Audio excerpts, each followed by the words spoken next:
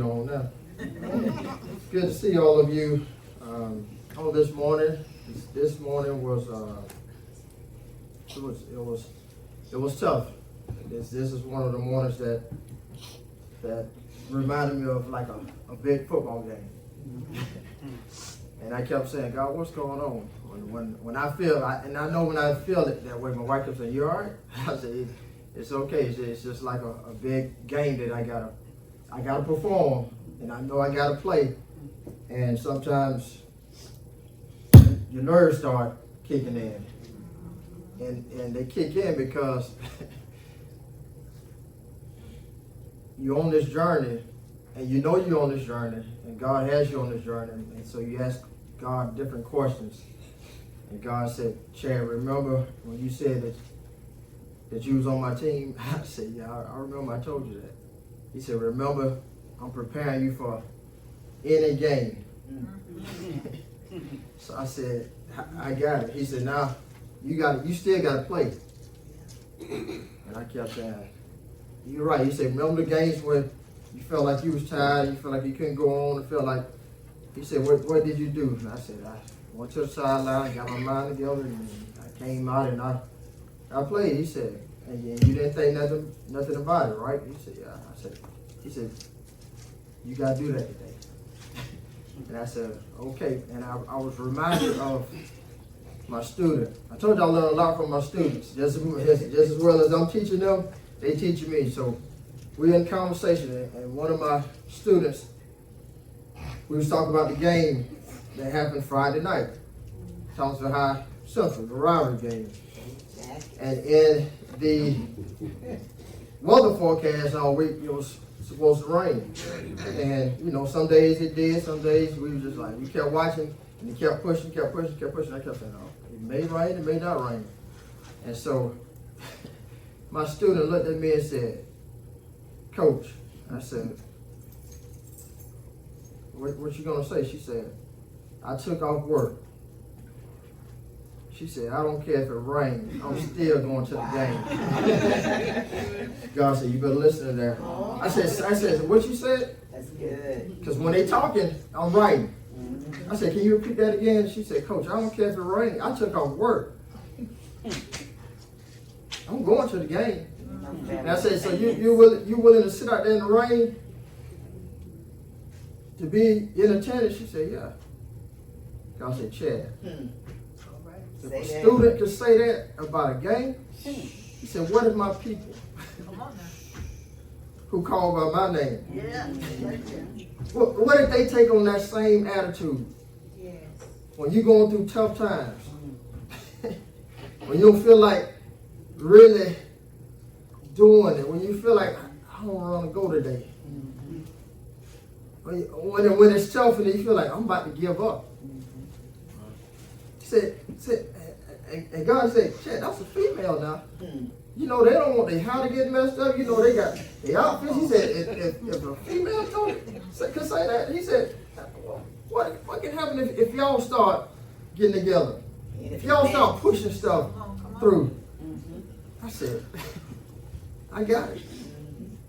So I got to set the foundation right here before I bring up our special guest on today. It is my pleasure to introduce Willa Watson Ward, a remarkable woman whose life and career have been dedicated to nurturing both her family and the field of education. As a devoted mother of 7, 3 sons and 4 daughters, and a beloved wife of 60 years to Charlie Ward Sr., Willa has exemplified unwavering commitment and love in her personal life.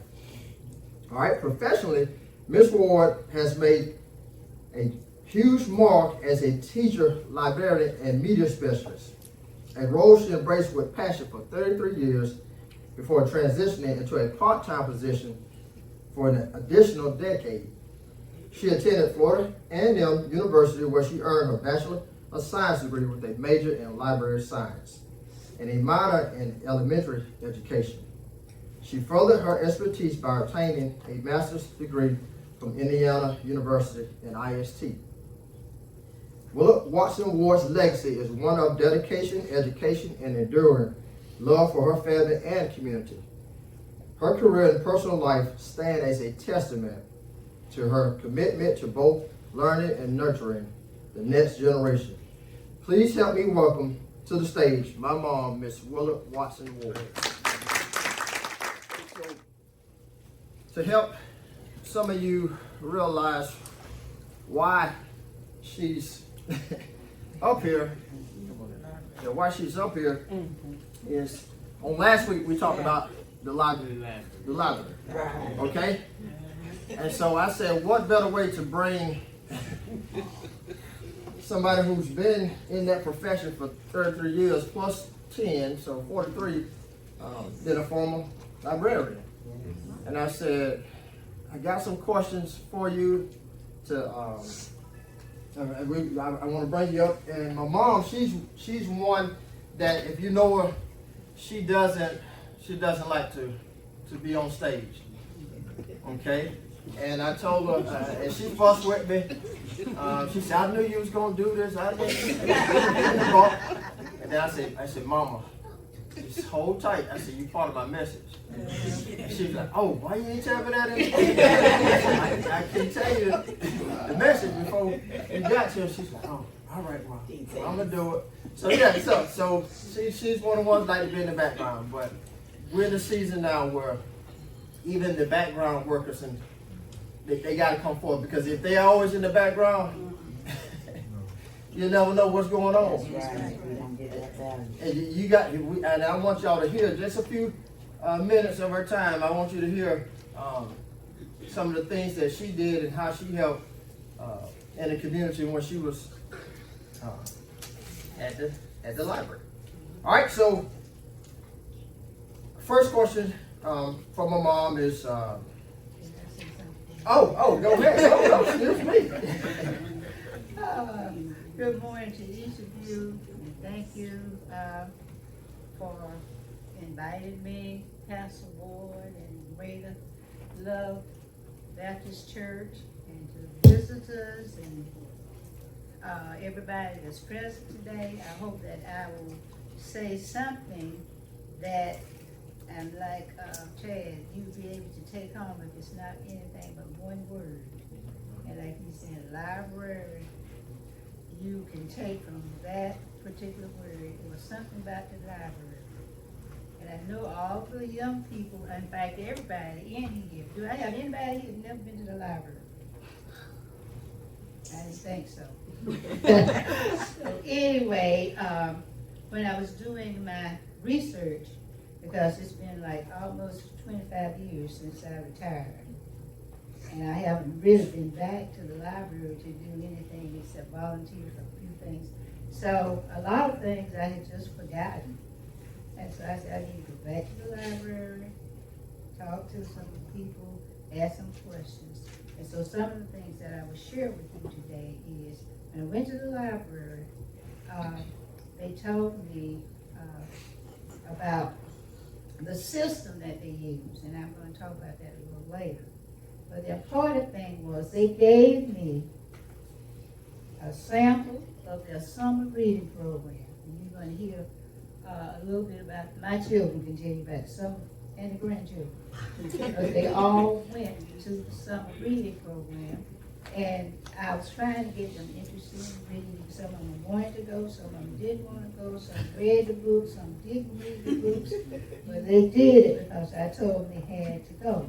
So they gave me a little sample of the summer reading challenge that they have every year. So as soon as school's out, go down and get your child registered and get the program. Now, they didn't have this when my kids started.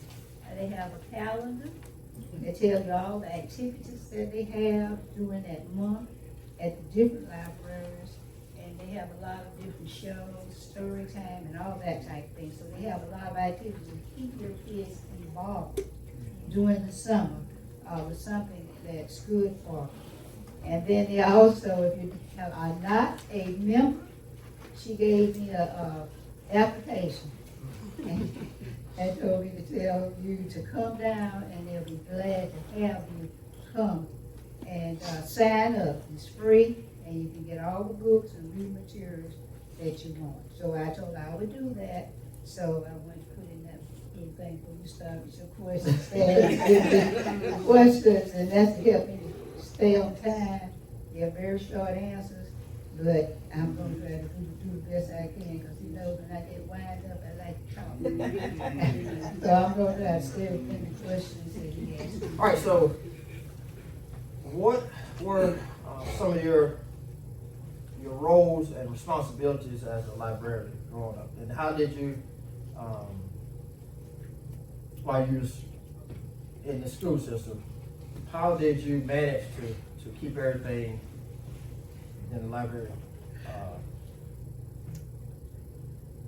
How did you manage to keep it all together? Because that can be kind of everywhere, especially dealing with kids. She's elementary librarian. So what were some of your responsibilities and roles, and how did you manage to keep it all together? Well, my role as a librarian was to be a helper. I thought about God. He said us to support and help. So I consider myself a helper. I consider myself in charge of the library. And the last thing, I consider myself as a caretaker of the library, taking care of the library. That was one role. Another role was to help everyone fulfill their needs, dreams, and learn where and how to find what they wanted. I also my role was to encourage and motivate. A lot of times we tell them, go read, but we don't encourage them to read, and we don't motivate them to read. And kids don't like to read. Most kids, when I was teaching, you ask, how many people like to read? No, it's all right, but they just really like to read. So it was my role to encourage them to read. Now, responsibilities, did you ask me that question? Yes. Okay.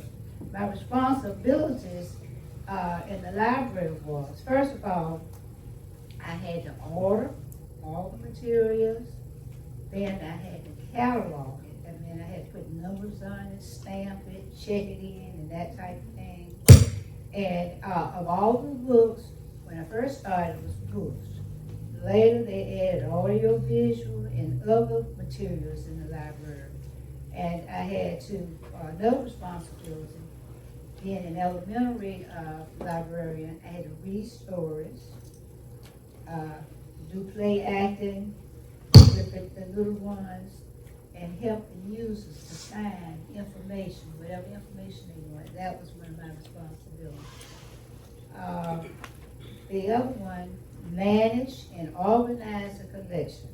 This was a big, a lot to do, because you would know when people come in, they get a book, they just stick it anywhere. Instead of bringing it to the desk, let us reshelve them. And this is what the last person that I would answer would be why I had my family working with me. We're not there. Okay. Okay, the management organization. How many of you have ever heard of the Dewey Decimal System? Okay, the Dewey Decimal System was a system that most elementary and high school students use. Now, there's also a Library of Congress system that they use up in Library of Congress. Now, the Dewey Decimal System, it has numbers. The Library of Congress has Library of Congress letters and numbers. But then they give you an outline, and they gave me at the library a form of the Dewey Decimal System. And it has all of the numbers that you can go and find whatever you want to find in a library. So I try to think about the way that we organize the collection. Now we have two sections, not two sections, but we have the nonfiction and the fiction. How many know what nonfiction is? Nonfiction is what? Truth. And fiction is, okay, it's not true. So anyway, but when I was telling Chad, the the Dewey Decimal System is supposed to be non-fiction. But there's a section in the 300s that's fairy tales and folk tales. And we don't consider that to be true because, they consider it to be true, so they put it in there. So we do have some, and he tells me about the Lie-brary.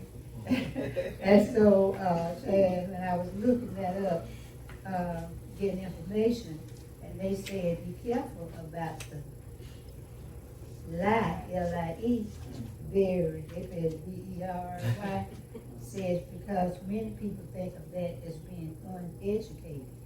And I said, oh, that was in the dictionary. I said, I'll tell Ted. Okay. He's using library, but it means uneducated. Okay, so that's the way it's organized. Two systems, the nonfiction and fiction. And of course, everything is put under those numbers, whether it's audio, visual, whatever it is. And so that was one of my responsibilities, to organize it, set it up, put it in different places, all like you do at your house.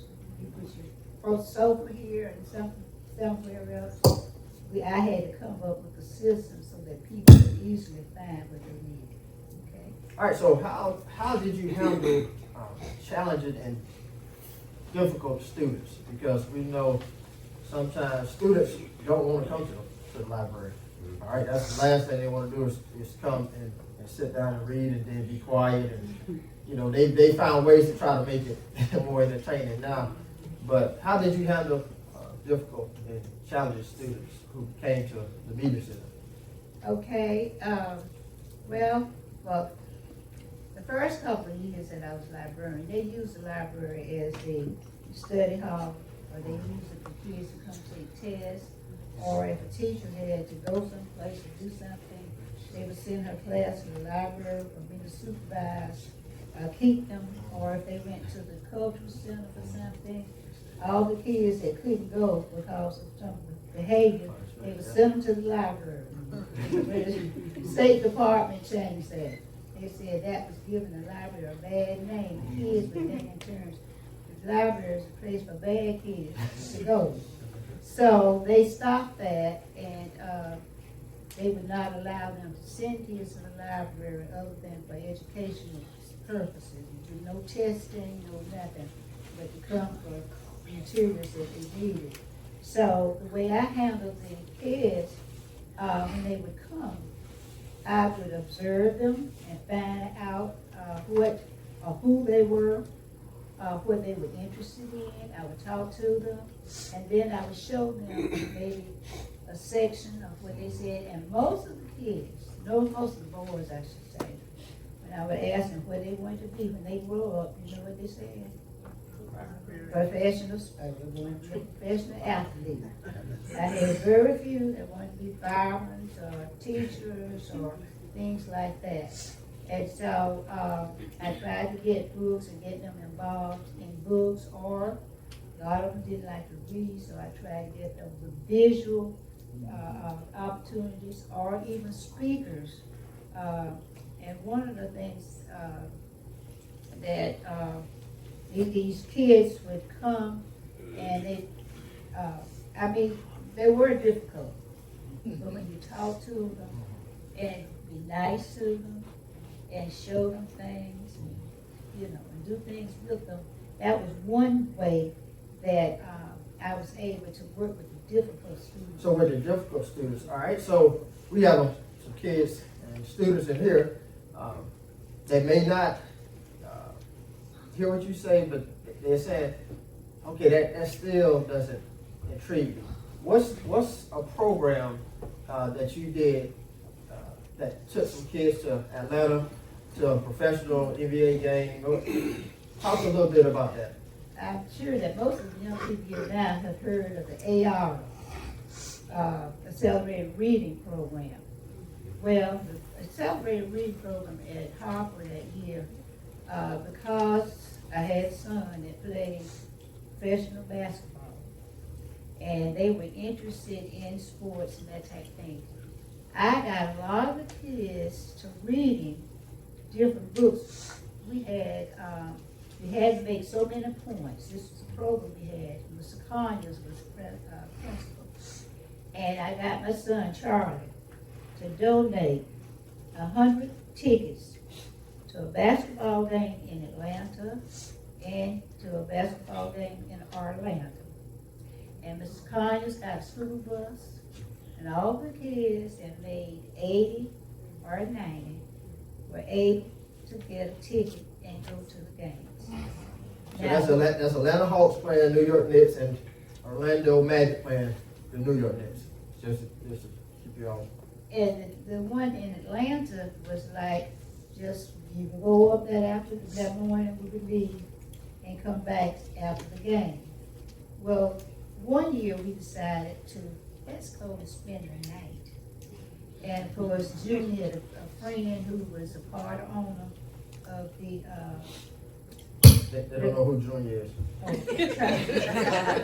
But our son, my husband said, yeah, our son, Charlie Ward Jr. And so he got in touch with this, he's a part owner of the Magic. And I talked to them and told him what I was trying to do, bring some students down, and we wanted him to look for us a hotel so we could spend the night. And he went further than that. He found a hotel and paid for the hotel. So we took maybe about 80 or 90 students and 10 chaperones. And it was really enlightening because we had maybe about 2 first graders. And bless her heart, she's passed now, Miss Ellis Jackson. She worked with the little ones because she had to comb their hair. They stayed in the room with them, and she got the kids ready the next morning. We went to the game. We took them out to eat at one of the restaurants.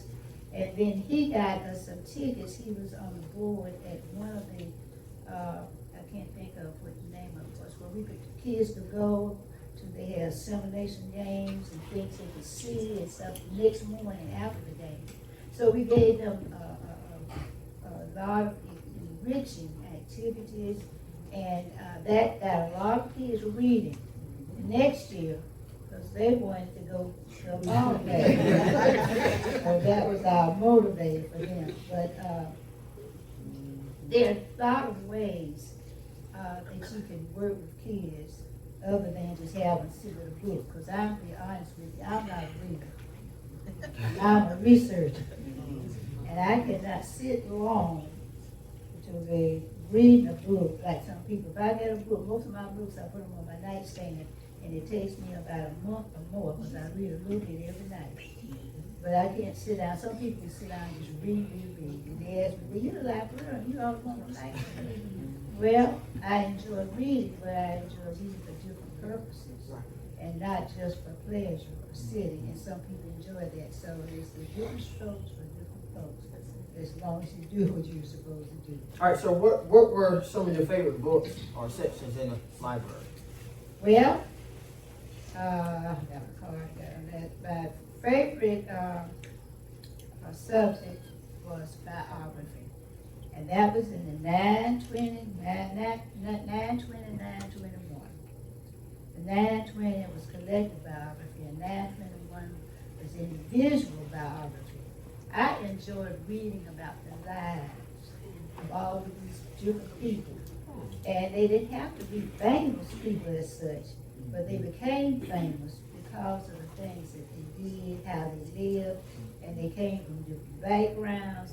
So you got a variety of information about people. One of the books that I read completely, because I would usually, and I should tell these children this, but I would read the first part, find out what the plot and all this type of stuff. Cliff Notes, we call that. And I go to the end and find out what happened. But this particular book that I read all the way through that I like was biography. Some of you heard of him, Warren Jr., who was Charlie Jr.'s roommate at Florida State. And I got his book, and I had been like another mother for him when he was down there. A lot of things that he did and said, I didn't understand. When I read his book, I understood why he acted the way he acted, why he said some of the things he said. So sometimes you can find out about people through, finding out things that happen in their life, their background, and why they react that way. So that was one of my favorites. And the other one was children's books. And I started thinking about it. I said, maybe I should tell you this. But I like the little quick books where you go and read the story, get the point, and that type of thing.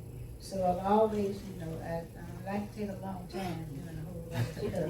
I want to hurry and get through and do what I'm supposed to do, but still achieve the purpose that I need to achieve. So those were my two sections, my favorite sections. All right, so we're gonna ask this last question, which I know my sisters are holding on to just to see what your response is. So every summer growing up, we had to kids are out for the summer at least 2 months. Back then, it was probably about 3 months, right? Yeah, 3 months. All right, so every summer we thought we were just gonna laugh, we're gonna play, we're gonna eat all the food in the house. And so that wasn't necessarily the case because my mom had to be at school because they had post planning and they, that's what they had to do as teachers and staff. And so every summer we knew our job was to come to the library and help her clean up. All right, so in that cleanup, we had to take plastic wrap and wrap the whole library. Now that's a task. We had to dust, and so after a while, everybody had a section. And so again, us being kids, we was like, okay, I got this section, but sometimes we get tired. And so we want to have do something, Sister Maria.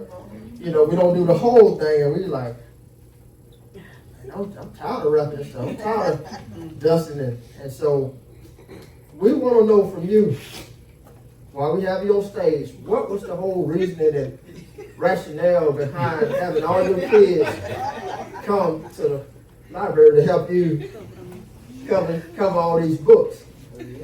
That was a real interesting question, and I was really sad because Dad like to do, they like to do what they wanted to do. So I had to think about this, and I said, why? Okay, so I wrote some things down because at the end of the year, I was a lot of times get real stressed because I had all these things I needed to do. The teachers would like to keep the projectors and the movies or whatever they had to the last day. And that meant that I had to wait until after school was out and then get all the materials back to the library. So I used to stress out. And then the Holy Spirit came and he said, don't stress out. He came up with, just wait, be calm, have peace. And after school's out, I would go back for 2 weeks and work, and I'll have the kids to come to help me. I had a lot of help. We didn't have about 7, how many children we had in that 5 of us, well, most of them, they knew that was a task. And I wrote down, in order to stay calm, no, I had helpers coming, because if I told them to come, they would come. They're going to have to get up in the morning and go. And after school, what we started doing was, and I thought in terms of what does this help? How does this help kids? Well, I said, for one thing, it brought the family together, working together, doing something together. And of course, this one, Mama, this one didn't do that, and that one didn't do that, and we were that, okay, but I had to then work with them and that. So they were able to acquire working together as a family. They were also able to learn how, as Chad said, to dust. They learned how to advertise books on the shelf. And see, with me being much older, I have now make it a little game. They would have to go and find if a book was out of place, find the lost book, and then they do that. I had to make games for them to do, and then I had to promise them we were going to go to lunch. So we had rewards. And I got it all done, and the last thing that he said, well, we got to come, because it'd be dusty when we come back. So we would cover the shelves, and it was more of a teaching and a learning experience for them, learning how to help others, support others, and especially me, and to also let them know, a lot of people think in the library you don't have much to do because you don't have a class. But then they had to find out there are more things to a library that people don't see. So that was the reason that you all to keep y'all busy and out of trouble.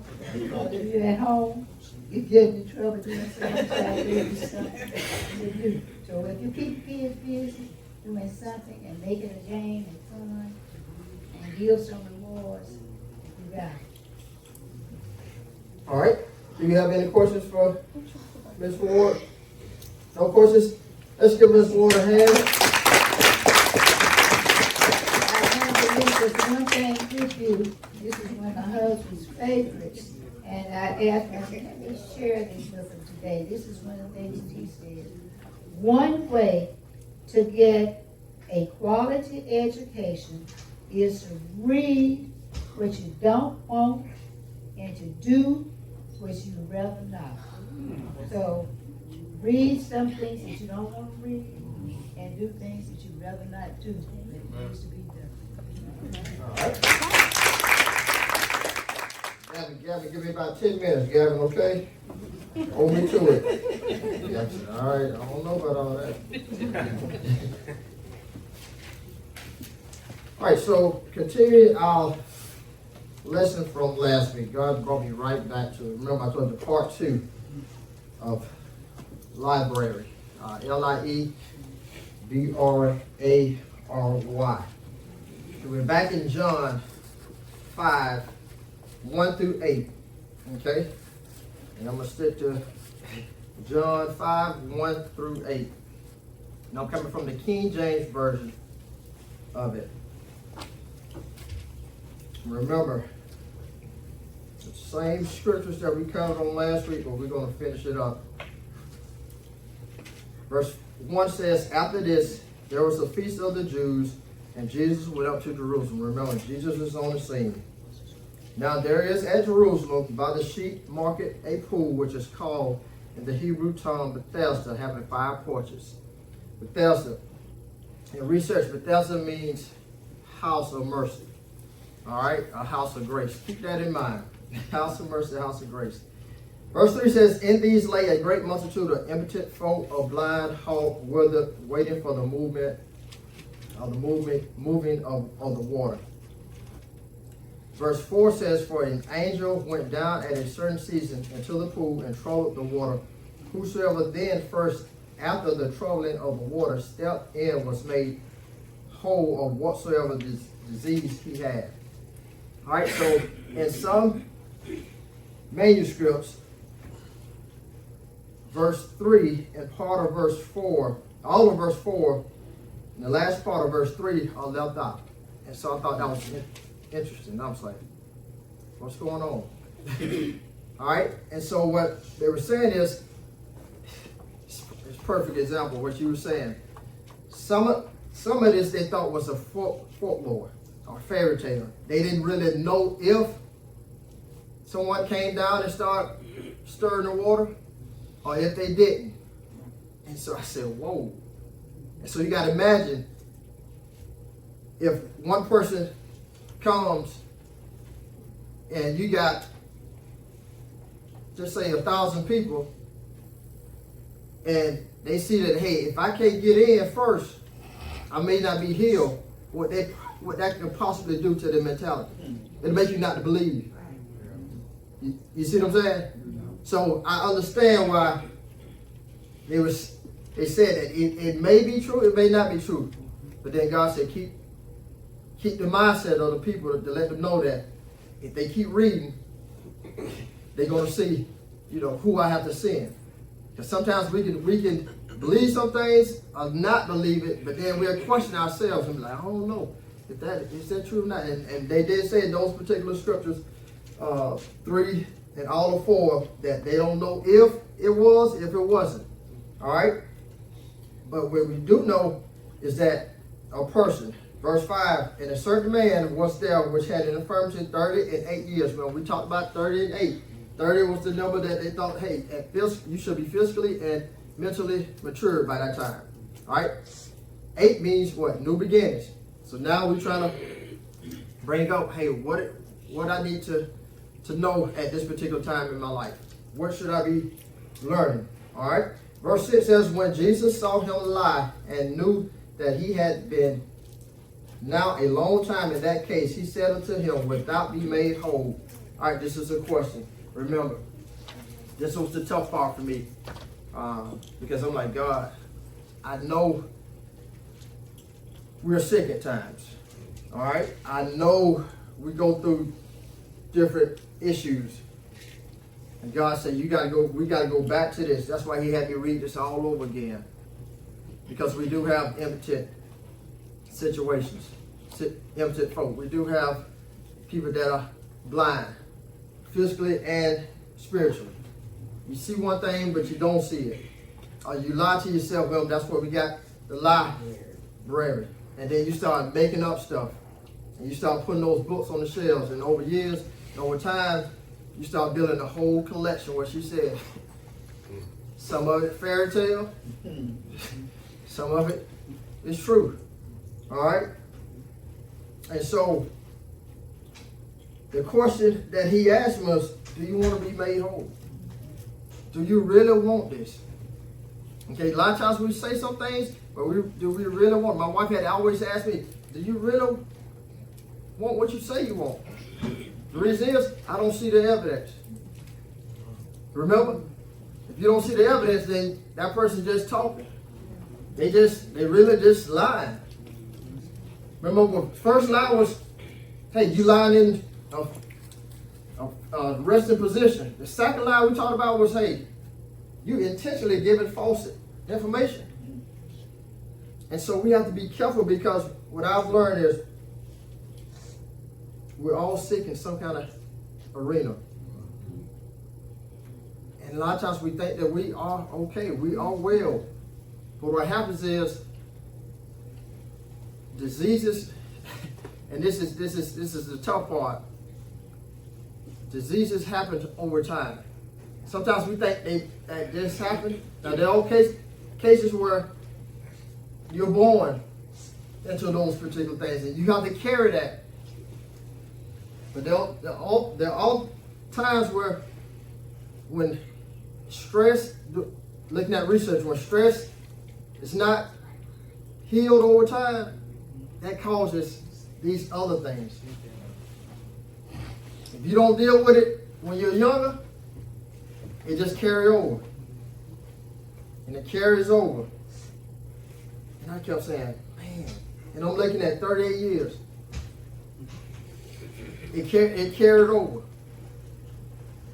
And so you got to think about the resources that were placed around him. I even brought it down to the level of Atlanta Falcons. I know there may be some people team. But I kept telling my wife, I said, that's a sickness. And I'm not taking nothing away from her. But what I'm saying, y'all got to follow me, stay with me. I'm saying, I watched the Super Bowl when they played the New England Patriots. And I stayed up that night when the Atlanta Falcons were up. Some of you probably did too. We got somebody standing up, so they feel it. Yeah, you stand up. Yeah. And I kept saying, they got it. And some people went to sleep because they knew they had it. It's like, I got to go to work the next day. We finna bring a Super Bowl to Georgia. We finally got it. And then just to wake up the next morning to know that it didn't happen. And some people were physically sick, mentally sick. And I even said over years, I told my wife, I said, they still sick. I said, because they changed players, they changed different structures, they changed different things, and I'm like, it's something in that infrastructure that has to be healed. And sometimes we're the same way. We'll carry it over and over. We're talking about 38 years. I'm trying to get past it, but it's something that's still holding me back.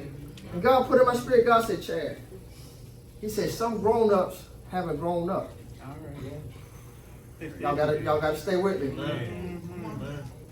Just because they grown up, don't mean they've grown up. That means they haven't grown past whatever the hurt is. We got to find out what the hurt is. What was the disease at? What was the infirmity? What was the sickness at? What was the trauma that happened when you was Well, what was it that caused that to keep carrying over? And that's the part that's sticky. That's the part that we don't necessarily like to talk about. And it's tough because molestation might have happened. Rape might have happened. Abortion, you might have had that choice that you made. Divorce, it might have happened. Relationship, they might have broke your heart. That stuff is real. And if you don't deal with it, you'll find other areas and avenues to deal with it. Now I got to find something to kill the pain. That's going to cause more pain. You know what I'm saying? God said, you got to talk about infirmities. Because this stuff is real. This is somebody who was sick. And verse 7 says, the impotent man answered him, Sir, I have no man when the water is troubled to put me into the pool, but while I am coming, another stepping down before me. God said, we got to watch the excuses. I can hear my former teacher. When I would say something that don't make sense, you know what she would say? Excuse me? That's what God tells us. So when she said, excuse me, I already know. I better not say that. Or something ain't right about what I'm saying. And she want me to think about it so I can get right. God said, excuse me? You talking about, ain't nobody here to help you 38 years? I done said preachers, I done said pastors, I done said brothers, I done said sisters, I done said cousins. You done went to school, I done did this, and you talking about nobody here to help you? I said, man, I remember I had to think back to my wife when she told me, hey, you got to go back. And you got to iron that shirt on that Sunday I told y'all. And you know what? Who I was finna blame? The iron. I know we laughing, but that's us. God said, you better not blame no iron. You better go and turn that thing up on high. Put that water in there. Put some starch on it as much and press as much as you can. Because God said, the iron just the iron. All I do is get it hot. You the one that's gotta push it and press it.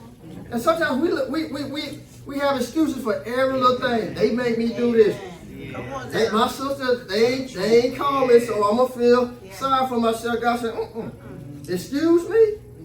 Because Jesus asking, do you want to be healed? Do you really want the help that you say you want? Because what happens is, Holy Spirit got it. What happens is we say that, but we really don't. Okay? Because what's going to happen is, give me a little more time, Brother Ross. What's going to happen is you're going to be held accountable. That's right. We don't want responsibilities.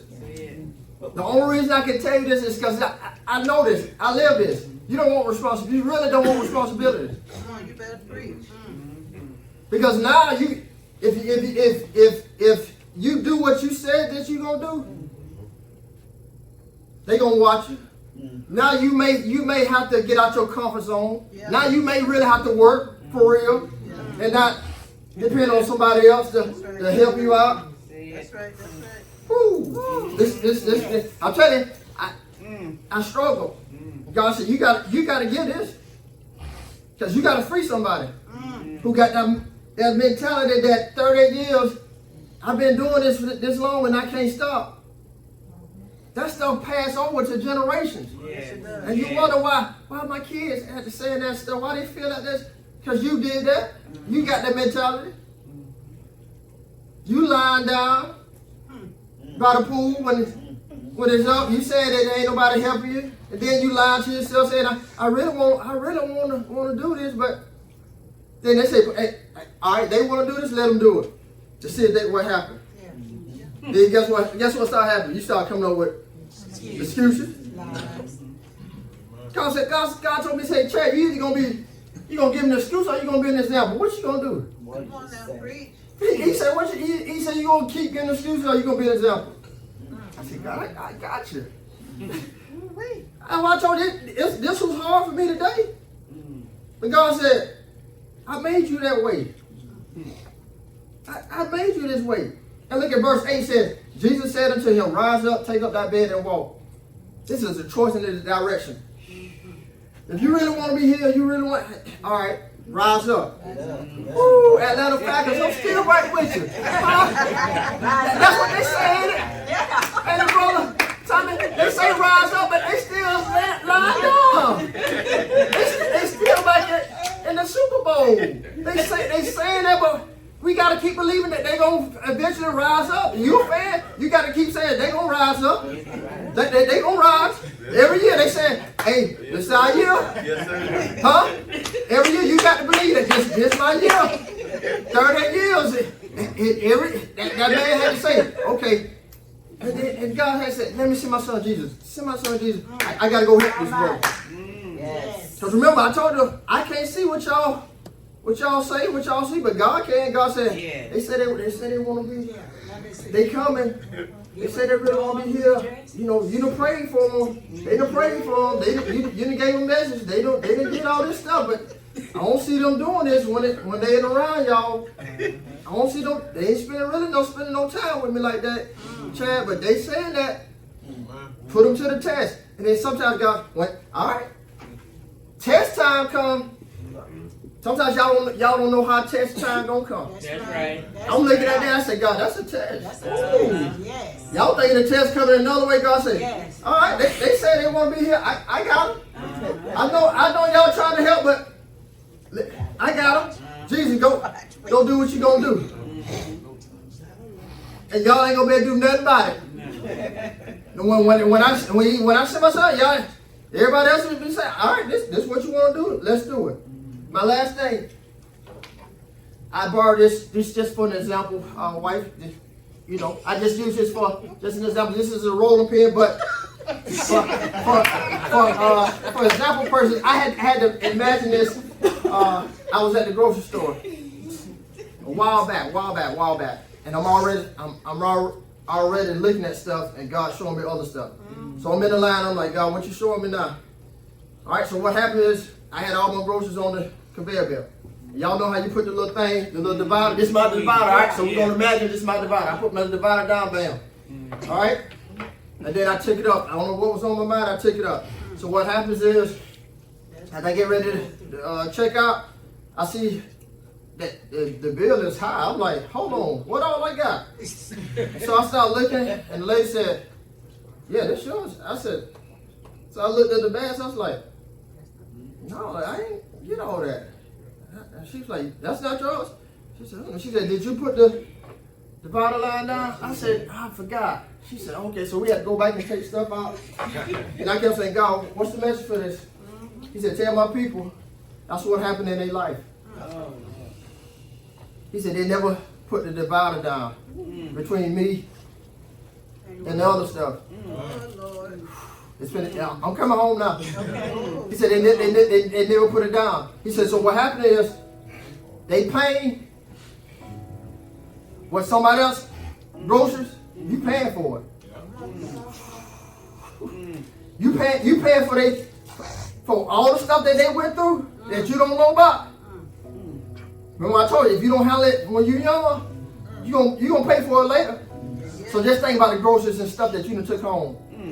It's not yours. I know. And you said, I ain't paid for this. Why this? How my bill so high? Because you never put the divider down. God said you never stopped it. You had a chance to put it down and say, hey, no, this mine right here. This my stuff right here. That's your stuff. That's right. And what you did is you just I'm just sitting out there and looking at my phone until the time to check out, and I said, hold on. But just imagine, you done put this stuff in your car, you done take it home, and sometimes it's too late to take it back. Yeah. Because you're like, oh, man, we might as well go and keep it. And that's the mindset sometimes we have. I might as well go and keep it now. And I done got the mindset like, nope, I'm finna take this stuff back, get my money back. Now, whoever else thought that, because I done took somebody else's groceries, but, you know, they may find that out when they get home, but I was like, I can't keep your stuff. Because guess what? Now, it's more on me. I ain't got no room to keep your stuff. God said, do y'all really want to be here? I told this is tough. But God said, Chad, you got to tell my people, if they really want to be here, read verse 9. It said, and immediately the man was made whole and took up his bed and walked. And on the same day, that was the Sabbath. He said immediately, when he really told him that, hey, I want to be done with this. He said, I had something for him. Immediately. Y'all said it didn't take, even though I dealt with it 38 years. I remember when I started giving up stuff, I was like, God, if you really, God said, give it, Chad, let me see, can you give up this? Yep, I got it. Chad, let me see, can you give up this? Yep, I got it. Some stuff I struggle with. God said, you just keep coming to me. Immediately, I can make you whole. If we all standing, I know it's heavy, folks, but I don't want y'all to continue to build your lie, L-I-E, very full of lies. But God is saying, hey, open my book. I got something for you. Open my book. I want to hear you. I want to help you, folks. That's what I'm saying. God said, you on my team. Yeah. And I got to bring everybody with me. I got to bring everybody with me. If God has been put on your heart, you've been putting stuff off, you've been putting things off, you've even been putting God off. 38 years you've been putting him off. You've been saying, God, I really want to get in a relationship with you, but I don't think I'm ready. This is the thing that God puts in my spirit a lot. When people say, I don't think I'm ready. God said, if you come to me, if you really want it, I can get you ready. You can't get yourself ready, folks. Because you're gonna stay by the pool, and you're gonna keep trying to walk, and people gonna keep passing you by. It's always gonna be something. The kids gonna get on your nerves. You ain't gonna have enough money. Relationships, you're gonna be in and out of relationships, and you're gonna be like, God, if I get with this right person, God said that ain't even right. So how you gonna get right? They ain't right. I created them. They male and female. What y'all talking about? He said, you got to come to me, Chad. Tell them they got to come to me. If God been put on your heart just to get in a relationship with him, that's the first appeal. If God's been put on your heart that, hey, I want to become one with greater love, that's the second appeal.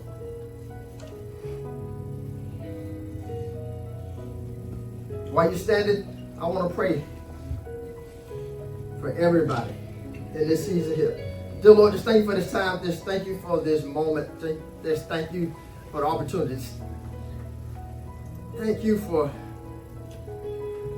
molding me and shaping me for a day like this, for a message like this. We don't want to continue to build books on books on books of lies. We don't want to continue to stay in a stationary position where we just lying down when you're telling us to move. We don't want to keep giving false information about ourselves and overlooking things and saying, no, that don't hurt me. That's not real. When we know deep down inside we dealing with stuff. We sick. We have our own infirmity. We're blind. We're impotent. We're wilder. We feel the hope. We feel the want to give up spirit keep coming up. We get it. I can't go no more. But just like the man for 38 years said, I'm trying. And when he really took a step on one day. It was for real. He couldn't turn back. Thank you, God, for sending your son saying, hey, do you really want to be healed? God is asking us that today. Do you really want to be healed? Do you really want my help? Rise up. Take your mat and go. I'm telling you, I'm asking today, even if they didn't say it, God, wherever they are, wherever my people are standing right now, you know their situations. Heal them right now once they leave here. Because it's only your everlasting eternal love that's going to carry us. It's not about me. It's not about the praise and worship. It's just about you. Because your word is going to forever stand. It can't come back, boy. And once we know that, once we believe that, then we can move. All these things I ask in the Son of God, Jesus' name we pray. Amen. And y'all be blessed. Return back.